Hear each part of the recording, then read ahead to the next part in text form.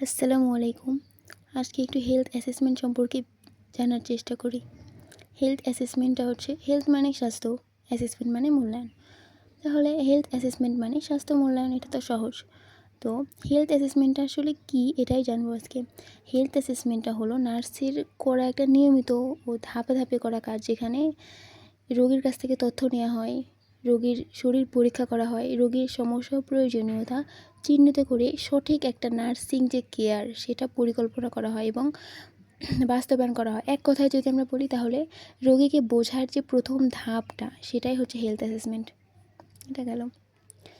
এবার types of health assessment. প্রধানত নার্সের দ্বারা যেই হেলথ অ্যাসেসমেন্টটা করা হয় সেটা প্রধানত 4টা ভাগে ভাগ করা হয়। একটা হচ্ছে ইনিশিয়াল অ্যাসেসমেন্ট, অথবা এটা ট্রায়াজ বলা হয়। এটা হলো যে কখন রোগীর সাথে প্রথম সাক্ষাতেই যে করা হয় ইনিশিয়াল অ্যাসেসমেন্টটা, এবং রোগীর কী সমস্যা এবং কতটা গুরুতর এবং কেন হয়েছে এগুলো যে জানার জন্য যে অ্যাসেসমেন্ট সেটাই হচ্ছে ইনিশিয়াল অ্যাসেসমেন্ট। অর্থাৎ রোগী আসার সাথে সাথে যে প্রথম একটা অ্যাসেসমেন্ট করা হয় সেটাই ইনিশিয়াল অ্যাসেসমেন্ট।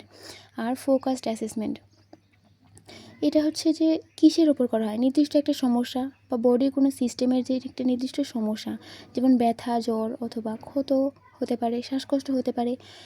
অর্থাৎ সোজা ভাষায় যখন রোগীর একটা নির্দিষ্ট সমস্যার ওপর গভীরভাবে অ্যাসেসমেন্ট করা হয় সেটাই হচ্ছে ফোকাসড অ্যাসেসমেন্ট।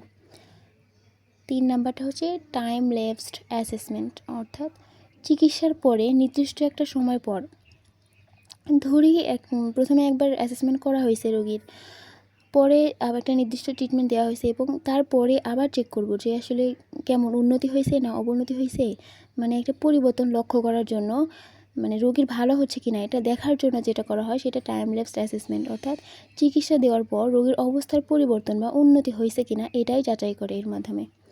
এবং 4 নাম্বারটা হচ্ছে ইমার্জেন্সি অ্যাসেসমেন্ট। ইমার্জেন্সি অ্যাসেসমেন্টটা হচ্ছে জীবনের যদি কোনো ঝুঁকি থাকে, অর্থাৎ ইমার্জেন্সিতে কী দেখা হয় এই সময়। ইমার্জেন্সিতে দেখা হয়েছে এবিসিএস। আমরা জানি এবিসিএসটা হচ্ছে এতে এয়ারওয়ে, বিতে ব্রিদিং এবং সিতে সার্কুলেশন।